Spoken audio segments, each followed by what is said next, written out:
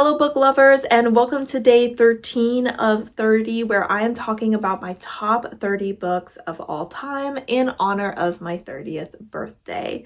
Today we are going to be talking about Monday's Not Coming by Tiffany D. Jackson.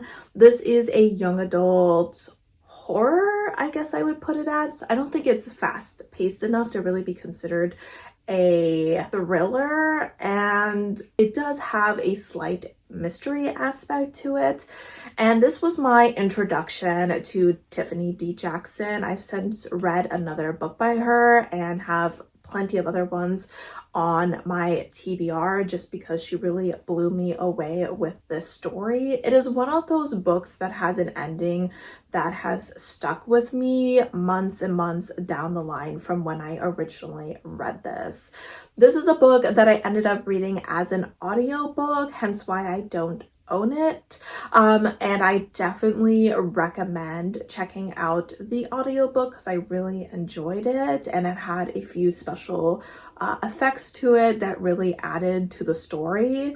In this book, we are following a young girl. I believe she's about high school age, and she has not seen her friend all summer. She kind of thought it was because both of them were traveling, and she expected to see her on the first day of school. However, when she gets there, her friend is not there. And she starts kind of asking around, asking teachers, calling her mom, and everyone is kind of not taking it that seriously, and they're just telling her that her friend is staying at her dad's house and that's why she's not there. Everything's fine. And she's like, I don't think everything's fine. You know, we have been friends for a long time, and she would reach out to me via text or something, phone call. I have not heard from her for weeks, and I'm very concerned, and I don't understand why no one is taking this very seriously.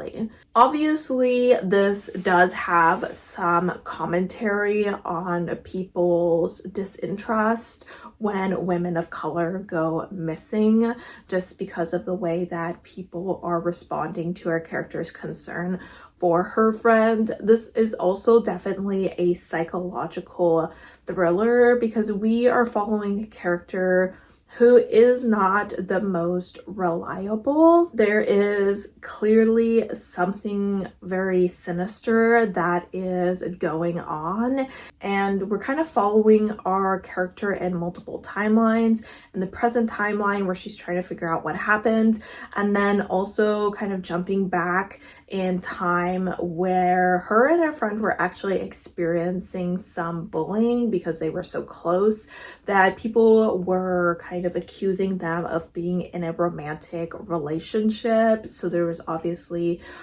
some homophobia that was going on. You could very much see that her and her friend were perceived as outsiders, maybe a little bit weird. They were very close to each other, but sometimes there was obviously some strain within their relationship, just like there are in all relationships that you experience throughout girlhood. But I think that the author really did an amazing job of building suspense and really creating this kind of confusion and discomfort that you feel throughout this entire story.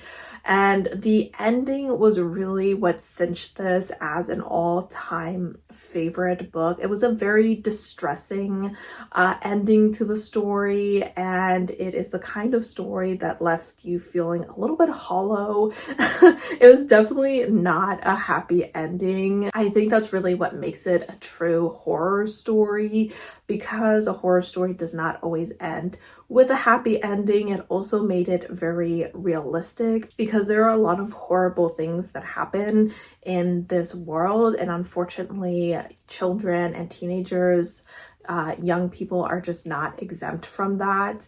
So I found this to be a very impactful story. So if you're looking for the kind of story that's really going to stick with you, then I think that this is definitely gonna do that for you. Let me know if you've read Monday's Not Coming and what you thought of it, and I will see you tomorrow with the next book.